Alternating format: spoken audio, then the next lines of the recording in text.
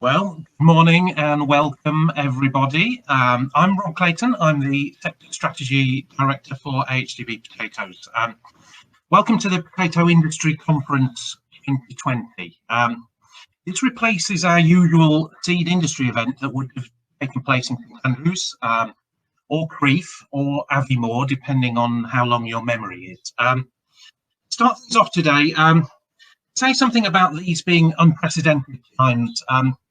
Starting to feel a bit tedious for everybody, certainly from a coronavirus perspective. But by the time you fold in Brexit, the looming deadline of January the 1st, where we stand in terms of trade agreements, third country recognition, fold in pesticide losses that we're experiencing, and take into consideration that we still have crops in the ground, then I think it's fair to say these are genuinely unprecedented times for all of us on the conference today. Clearly, it's an agenda that we've put together that expanded from what we would normally do for a seed event, and clearly with over 300 of you registered for today, it's proving quite popular. The way we are going to address things this morning is we're going to start with a business focus, okay? And we're going to start at a domestic level. We're going to explore what's happening in terms of the marketplace, both from a production and from a consumer perspective. We'll then expand that out and start to go European and eventually global in what we're doing this morning, so that we can thoroughly understand what's happening within the marketplace. We'll also have businesses talking about their own experiences and how they are preparing for Brexit. So we'll be able to share some knowledge there as well. And then in the afternoon, we've got something entirely different for you. We're going to start looking at some of the technical challenges, the crop protection, the agronomy and the production challenges, but much more from a holistic perspective and point of view. That you know, as we start to see changes in our crop protection armory, then we need to start to think quite differently about how we manage our potato crops. So we're going to have some global experiences on how we do that as the day unfolds. Before we get there, though, I want to cover some housekeeping issues for all of you. I'm just going to look at my notes. First of all, I'm not planning a fire alarm. So if you do see me run off, it's genuine and it's real. So just watch out for that. And if you want the facilities, they're just through that door there. Okay. We're going to keep you muted for the event. That's just to allow the airwaves, allow our speakers to do what it is they need to do. If you do have questions, we've got Q&A sessions prior to the lunch break and then later on this afternoon. You can lodge those in the stage chat function, okay, and that'll appear on the right-hand side of your screen. And you can pose questions to any of our speakers as the day unfolds. If you're having technical issues, quality issues and so on, you can use the event chat function, which again is over on the right-hand side. You just have to pick and choose which one you need. The event team, our event manager, will get back to you as soon as possible just to make sure we can iron out any problems you've got. Okay, so we're going to run the event right through till 4:15 this afternoon. You can dip in and out of things, but I do hope you stay with us. We've got lots of exciting things to cover, and we'll run through the industry awards ceremony at lunchtime today. So I really hope you can stay with us for that and clap loudly as we go through that. So that'll be a bit of fun for you. So what remains to do now is just make sure your laptop's plugged in, you've got enough power to last you through the day. We'll have some breaks throughout the day. You can either close, you don't have to. You can stay with us for the whole session, and you can leave the tab open, okay? And just a reminder then, before we really get cracking, if you do have questions, use that stage chat function. My job is to attempt to cluster these into some sort of format. So keep them reasonably brief. No essays, please. They're difficult for us. Now, What we've found through the webinar series so far this winter is that we sometimes don't get time to answer all questions. We do keep a record of everything, so if your question doesn't get answered throughout the day, we're going to take it offline. We'll get something back to you as the event closes. So whilst we won't be able to cover everything you ask, we've got experts on hand who can get back to you after the event is finished. Okay, so that's it from me. So hopefully you can sit tight and enjoy the day. Keep those questions coming, and we'll see how things go. Okay. So we're going to start this morning session now. We'll start with some of the domestic issues, and as I've said, as the morning unfolds, we're going to start to stretch things out into a European context and a global context. Okay, so that's the drill for this morning. So your first speaker then is from AHDB. I'm going to invite Baillie. She's our senior analyst for the potato sector within the MI team. Here at AHDB, and he's going to give us an overview to get started of the British potato market. So, Alice, if you're ready, I will hand over.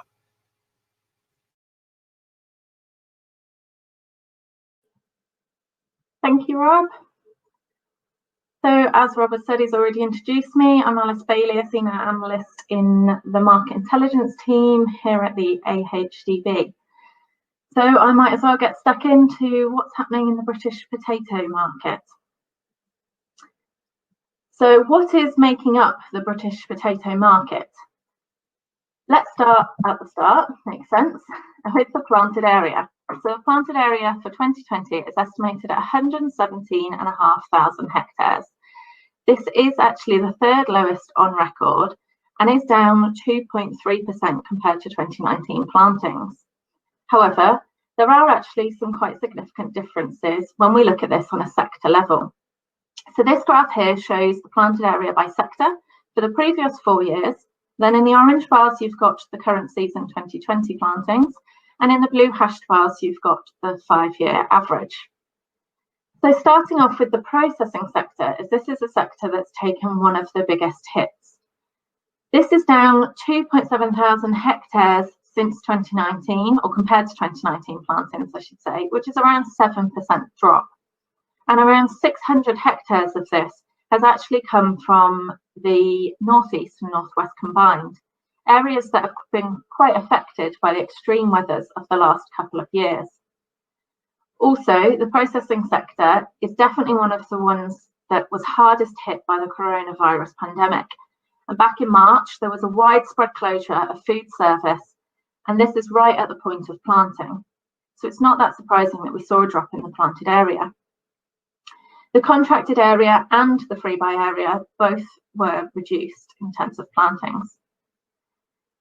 Just having a look at another sector that took quite a fall compared to 2019 plantings, and that's the fresh bag sector.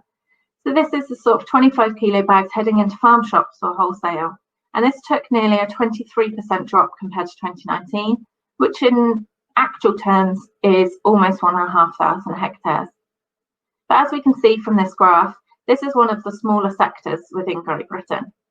So going up to the other end of the scale and having a look at the largest sector, which is the pre-pack market, or plantings destined for the pre-pack market. This actually saw a rise year on year, and this isn't that surprising either, because in contrast to what happened to processing, we saw really strong demand back in March for the pre-pack market. However, we did actually see a bit of a drop in the free buy area, but we've seen an increase in the contracted area, which has counteracted that. And overall, there's been an increase in planted area destined for the pre-pack market. So now what does that mean for production?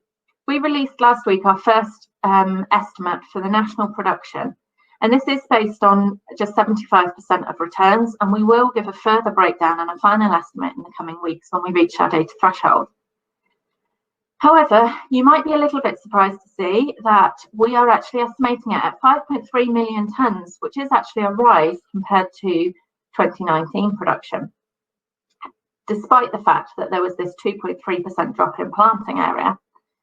However, there's two reasons behind this slight rise in production. And the first one is an increase in yield.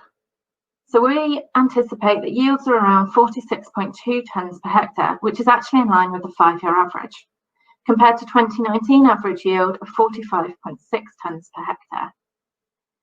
The other factor leading into this rise in production is actually an increased clearance that's expected. So last season, because of the extreme wet weather that happened during the lifting campaign, there was an increased area that was left unharvested. And this was estimated around 6%, which compared to 2018 was just 0.5%. And we expect, hopefully, although there was still some in the ground in the last couple of weeks, that more of the crop will be lifted this year, and hopefully all of it will make its way into store or onto the market.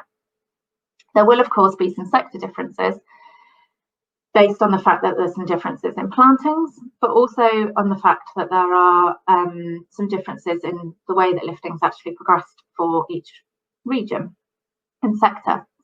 So how has lifting been progressing?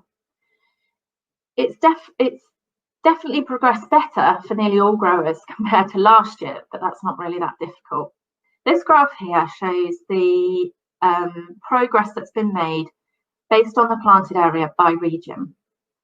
And as at the 10th of November, it was estimated that 3,500 hectares was still to be lifted. This is quite different to what we saw last year, as at the 12th of November in 2019, it was almost 12,000 hectares estimated to still be in the ground, and around 50% of this was in the Yorks and Humber and also the Northwest region. However, we can see on this yellow line that it's actually the northeast that has been lagging slightly, because of the wet weather being experienced in this region. The northeast was anticipated to only have lifted 81% by the 10th of November, so 2 weeks ago, with 20% still in the ground.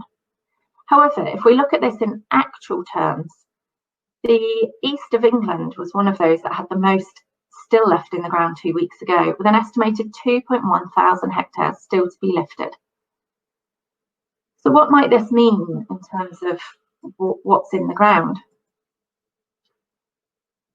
So almost 30% of the national potato area is actually planted in the east of England. And 2,100 hectares is around 6% of the east of England's total planted area, or 2% of the total Great British planted area. Now this pie chart shows the makeup of the planted area within the east of England. And we can see that it's dominated by pre-pack, followed by processing, followed by fresh chipping. However, if we look at this based on what percentage of the whole of that sector is made up from the east of England, which is what's shown in these red percentages here, we can see that almost 50% of the fresh chipping supply comes from the east of England. Now, not only if all of those 2,100 hectares was chipping material, which is actually 15, if it was, is 15% of the total supply of fresh chipping. But if not only could we see a slight drop in the volume of production, but we could also actually see some quality issues coming through. Later lifted crop could have been lay in water and be under stress somewhat, and this could cause some frying issues. Also, we could see some issues in terms of storing, with wet potatoes going into store, causing some problems, or also some damage from machinery through harvest, through lifting in some difficult conditions. So now we've had a look at what makes up the current British market. What are physical markets doing at the moment in terms of prices for this season? So following on from that chipping theme, we'll start with the chipping prices. Now these prices are all free buy ex-farm prices, which we collect on a weekly basis through our Potato Weekly output. Now on here we can see that there was actually in this red box, there was a complete loss of market. And this was back in March, when there was a widespread closure of fish and chip shops when lockdown first happened. This happened for a few weeks where there was pretty much no market at all for fresh chipping material. And there was a steady return after this, as businesses worked out a new way of working under the government regulations, both keeping their customers safe, but also their staff. However, this was at reduced volumes. Now for the chipping sector, tourism is really vital, especially along coastal regions.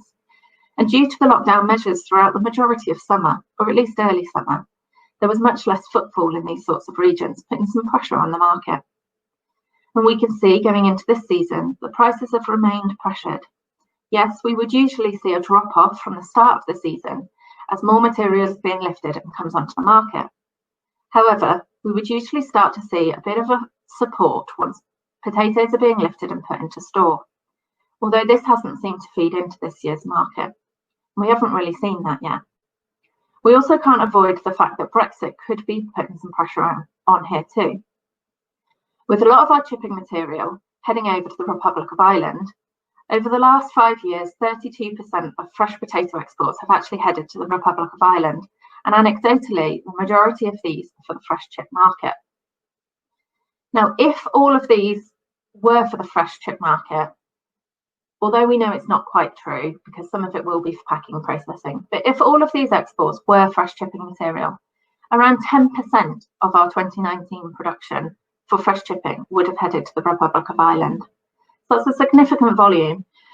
And we know that there's some issues to be faced with Brexit. With the way things currently are, we can't export fresh potatoes into the EU, which obviously includes Republic of Ireland, post-Brexit, so from the 1st of January, unless if there is a change.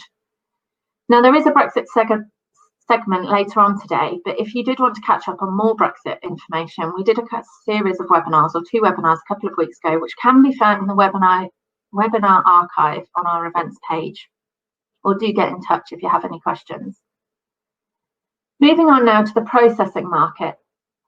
Again, we saw an almost complete loss of market back at the start of the first lockdown, when we saw a significant loss of the food service sector.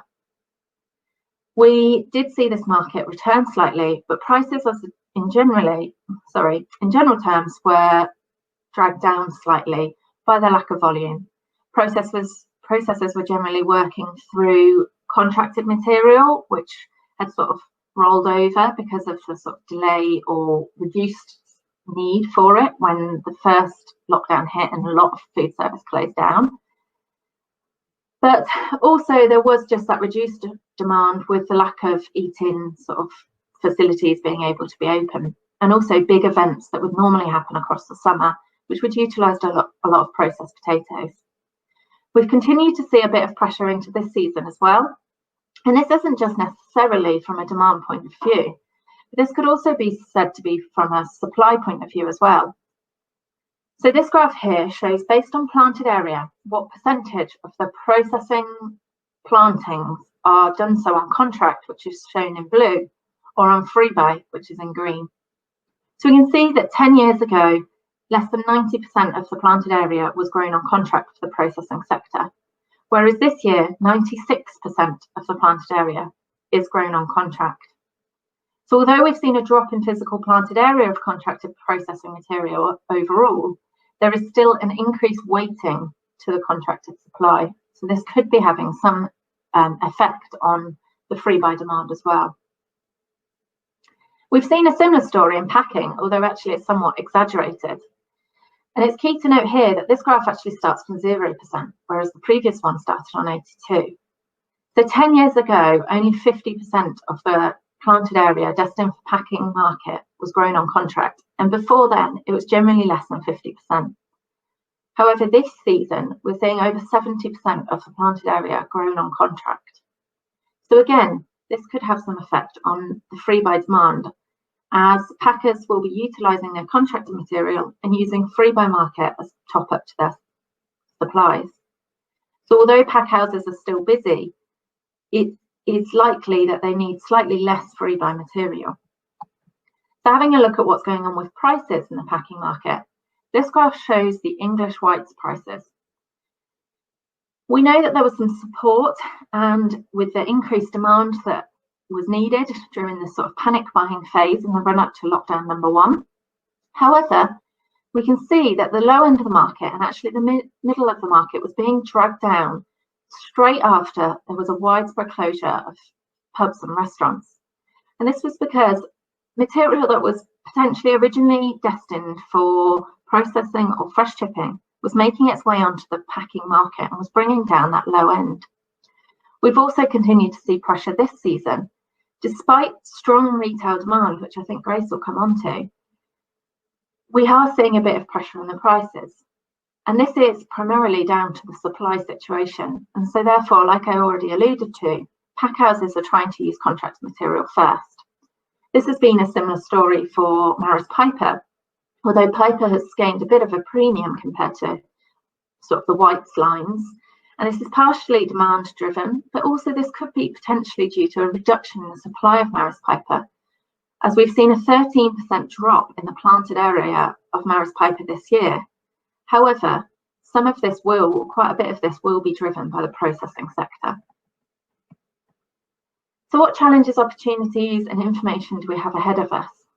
Unfortunately, coronavirus isn't going to go away overnight, and there could be some further restrictions across Great Britain. However, there was some good news yesterday that hopefully after this lockdown ends next week, pubs and restaurants will be able to reopen for dine-in opportunities, providing they're not in the strictest tier. There will be continued changes to consumer demand, and it's likely that retail demand will remain strong and food service could see some issues with a lack of big Christmas events that would often be happening in the next month or so. However, we would likely still see that strong retail demand, especially for Christmas, and potentially see an uptick as we normally would.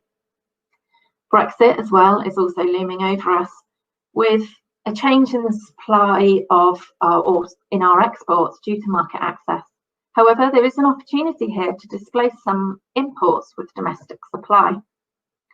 And the information from us, we will continue to have our free buy price reporting, which goes out every Friday, reporting prices traded in the free buy market by sector that week. We'll also give a further breakdown of production once we reach our data thresholds, which will give production estimates by sector and by region. And we'll also give stocks levels throughout the season.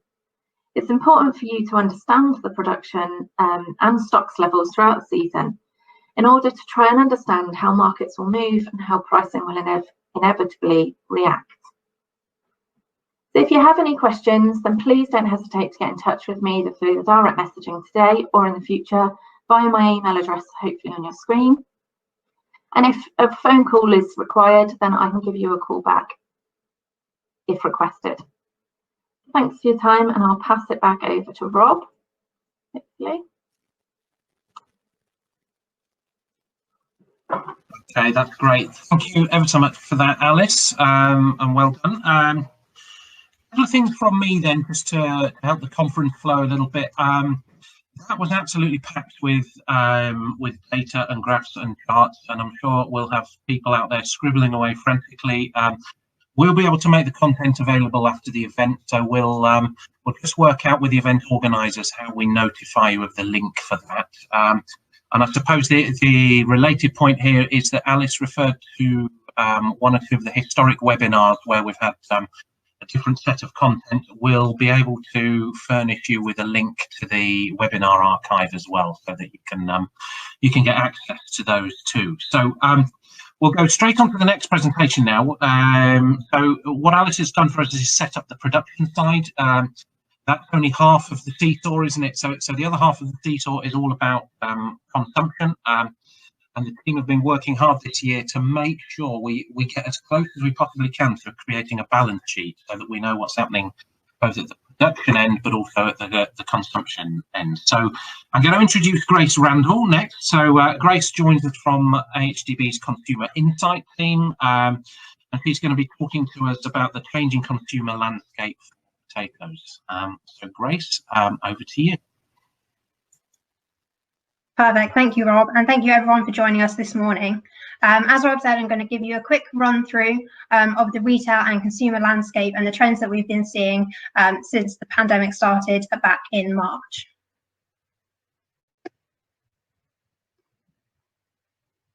So what we've seen is from in the last 9 months, obviously with the lockdown and restrictions in place, we've seen a big growth in the in-home market.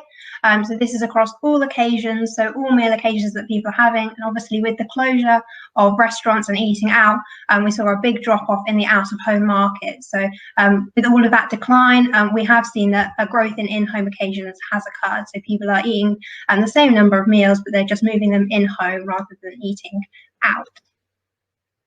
And one of the things that we've seen to compensate this and to make up for that loss of the out-of-home market is at a total grocery level.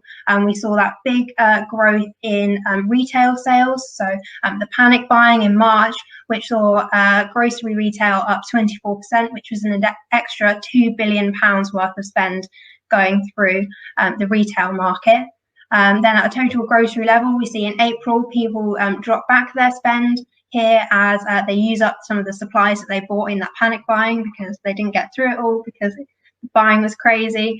But then we see as it goes into May, June and July, actually, because of that, still that closure in the eating out market, we see growth of over £1 billion every single month.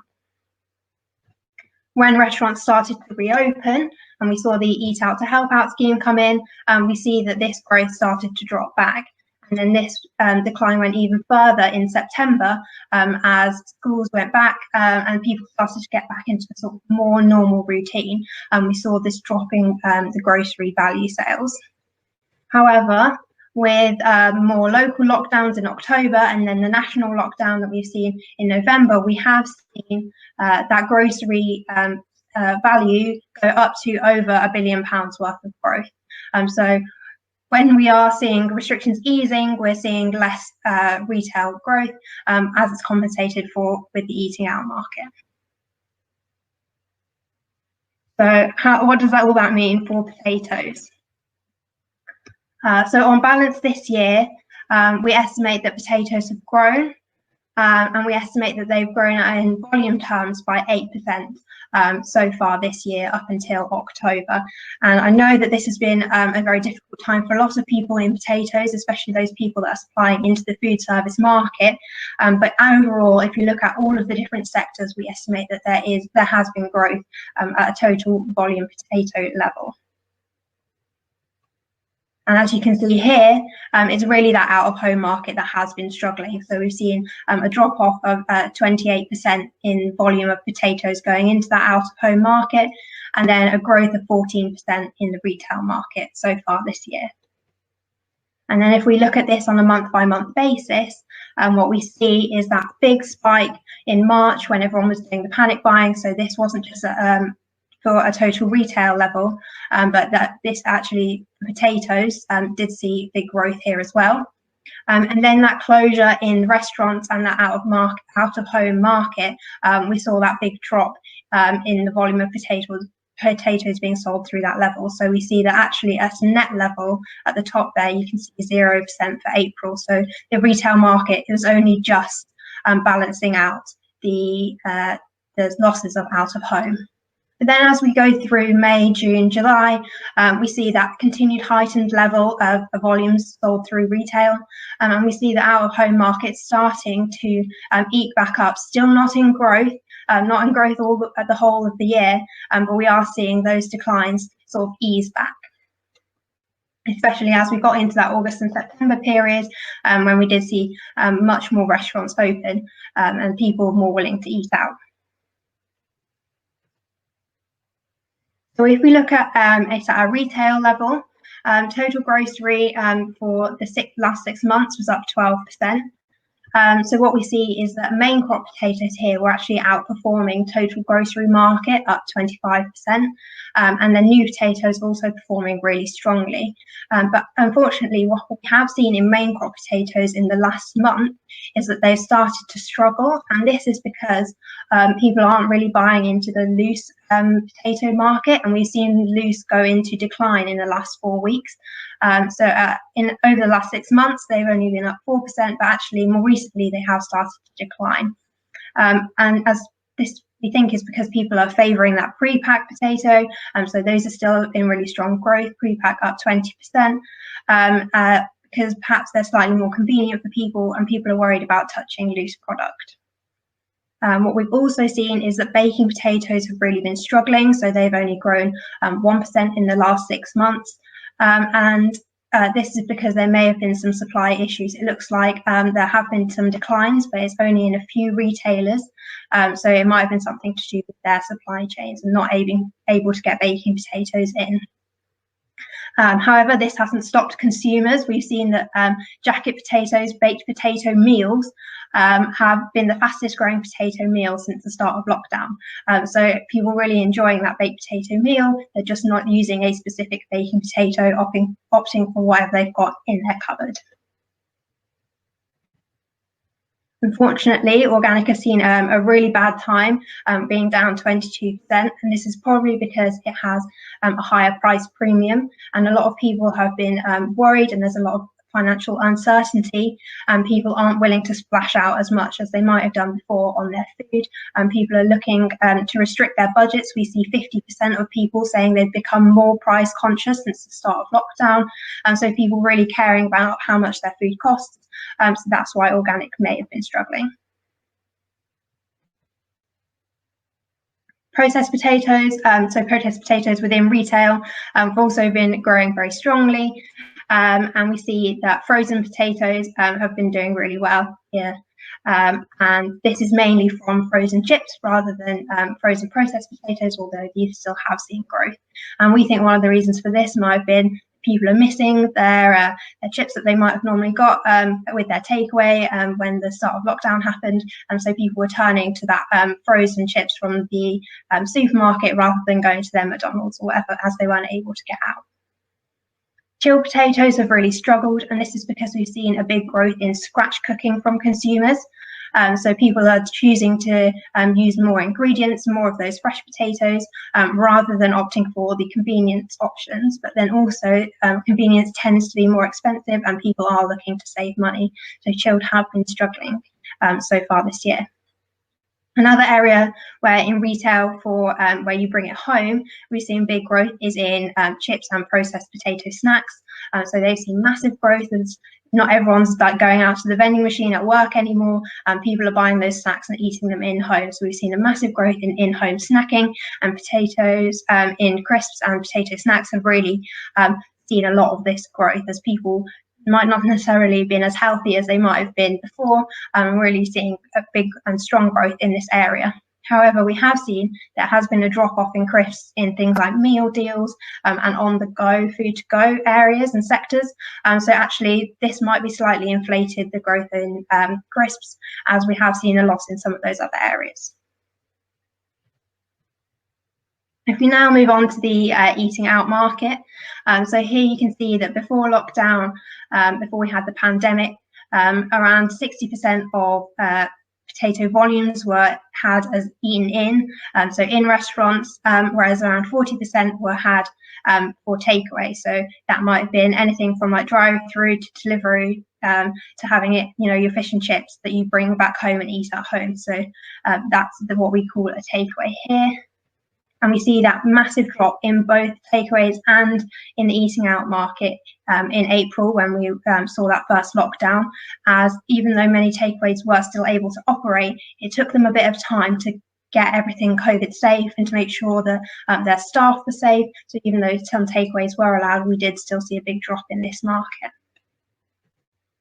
But the takeaway market did recover a lot quicker, as you can see here, and is actually now outperforming where they were this time last year. So we've seen big growth in the takeaway market, and this is because a lot of drive-throughs were able to open a lot quicker, and a lot of big food service businesses have got onto things like Deliveroo, Just Eat, Uber Eats, a lot of the big retail chains such as McDonald's, KFC, Burger King. They're on all of these different platforms, and people are looking for a bit of normality. And when they're not able to go out and eat, people are choosing to turn to these apps and delivery services. But then, as we saw the Eat Out Help Out scheme come in, we did see the eating in market start to grow. So we did see that up to a point, but then with the loss of the Eat Out Help Out scheme, and as more local restrictions did come in, we did see this start to drop off up until the start of October. So in that last 4 weeks, we saw that takeaways, volumes of potatoes sold through takeaway was up 44%. But actually the eating in and on the go potatoes were down 45%. So overall, the out-of-home market still hasn't recovered and isn't at the same levels which we saw this time last year. And as I said, the Eat Out to Help Out scheme really did boost footfall. So we saw a lot of people really going to these restaurants when the scheme was on. So we saw an extra 122 million out of home occasions in August versus July. So that scheme really did boost people and encourage them to go out and eat out. And we saw that Monday to Wednesday dining, when the scheme was on, was actually up 180%. So people really were taking advantage of the Eat Out to Help Out scheme. However, from our consumer tracker, we see that 57% of people were still planning to eat out less than they had done before. So we still didn't reach those normal levels because people were just continuing to stay in more and they were worried about cleanliness, but also it was a way to save money. So actually, we think that we might not see a return to normal levels for quite some time as people are still worried about going out to eat. As I said, we expect potatoes to continue to perform well, and we saw up until October, we've seen growth of 8% at a total potato volume level. Our estimate, so we've done some calculations about how we think the rest of the year will play out, and we think that for the whole of 2020, potato volumes will be up 4%. And this is a lot more positive than we have seen in some other sectors, and that's because potatoes really meet some key consumer needs. So they're really versatile, they're substantial, they're not expensive, so they're really hitting those key consumer drivers that we're seeing that people need. People are looking for more comfort foods as people are worried about their finances and they go to those traditional, like hearty foods rather than experimenting with new and maybe more less traditional dishes. So I've spoken a little bit about the consumer. So actually, how has the consumer landscape changed over lockdown? We did a whole webinar on this, which is available in the webinar archive, which you will be linked to. I'm just going to cover health in this section, but actually we did cover things like provenance and environment as well, and how changing consumer trends are affecting potatoes. So if you are interested, that is available in our webinar archive. So what we've seen is from the start of lockdown, meals cooked from scratch have grown massively. So as I said before, people are really choosing to go for those ingredients rather than those convenience options. People are stuck in the house more, so maybe more likely to cook at home, cook from scratch because they've got the time to. At the very start of lockdown, what we saw is that health took a big dip. So people were less healthy in that first month of lockdown in March and in April. And then I think as people realised that this wasn't just going to be for 1 month, this was a long-term trend. People were like, oh, I can't continue to eat all this bad food that I've been eating and treating myself. And then we do see that growth in the number of health, occasions eaten for health. And this is good news for potatoes because around almost 3/4 of consumers think that fresh potatoes are a healthy option. So if you're getting those fresh potatoes in, then consumers are thinking this is a healthy contribution to their meal. What we have seen is over the last year, the number of main meals featuring meat, fish or poultry have been in decline. So unfortunately, bad news for our meat colleagues. But what we've seen is meat-free meals have been in growth over the last year. So this doesn't just have to be with a meat substitute, it could be anything. So for potatoes, something like as simple as a jacket potato with beans and cheese would be a main meal without meat. And this is because they tend to be viewed as more healthy and also they tend to be cheaper. So we are seeing that growth in the meat-free meal. However, is this good news for potatoes? Unfortunately, potatoes are more likely to be eaten with protein than at a meat-free meal. So we have seen a decline in those areas which are more likely to be eaten with protein meals over the long term. So not during coronavirus, because everything has been massively up and growing, but in the long term, we've seen a decline in those vegetables and carbohydrates, which tend to be eaten with protein, whereas we've seen growth in those which are eaten with meat-free meals. So this is an opportunity for potatoes to really rebrand and redevelop themselves and to encourage people to eat them in those meat-free meals rather than being a traditional side on your roast dinner, because we know that things like roast dinners and more traditional meals have been in decline over more oriental or world cuisines. So what is next? We've seen some emerging trends during lockdown, and meal kits from restaurants are really one of these things. We've seen a lot of people sending out meal kits so you can make your favorite restaurant meals at home. So we've seen DIY burger kits, especially from some of the London restaurants, have been massively popular with consumers. And one of the things I would say is that actually a lot of these are just the burger and the bun, and we need to encourage people to have that chips on the side, and those restaurants to be sending out making your own fries, dirty fries, things like that as well, to really encourage potatoes at this occasion.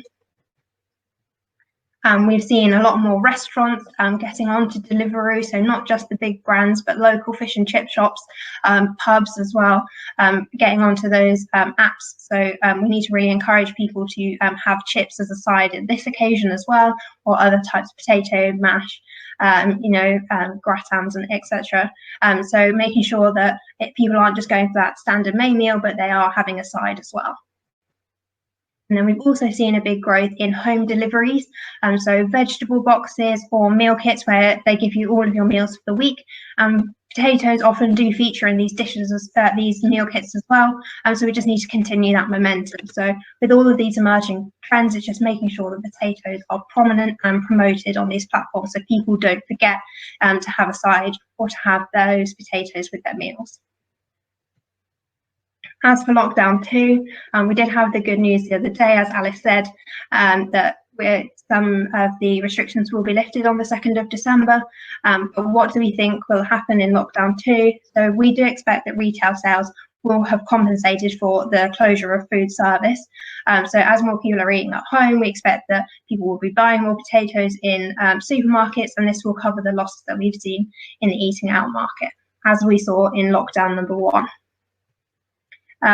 In-home lunches are the biggest growing occasion as more people are working from home. So we think that there's really opportunity to inspire people to have potatoes for lunch, whether that's chips or something like a potato salad. We think this is an area where we could really see a growth for potatoes. And then also takeaways this time will perform a lot better than they did in lockdown 1. As they're now set up to deliver and they're more COVID safe, so they don't have to have that break which we saw at the start of lockdown 1, where they worked out how to operate under the new rules. They're already set up, they're already COVID safe, so we do expect takeaways to perform really well, have performed really well during this 2nd lockdown. That was everything that I was going to say. We do have some analysis coming out next week on what we think will happen over Christmas. So do keep an eye out for that on our website. So it's available if you go to the AHDB website. It's under markets and prices and then retail and consumer insights. So all of our information is there. Do feel free to send me a direct message on here if you have any questions.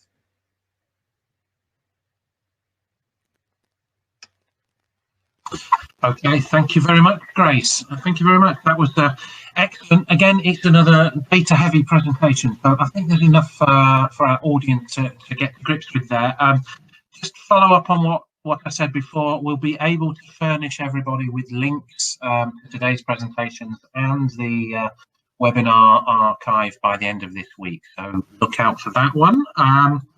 We're going to take a break in a minute. I just wanted to say before we part for a few minutes, plenty of time for you to get your questions in. For any of you who are unsure what to do, you can go through the chat and the stage function.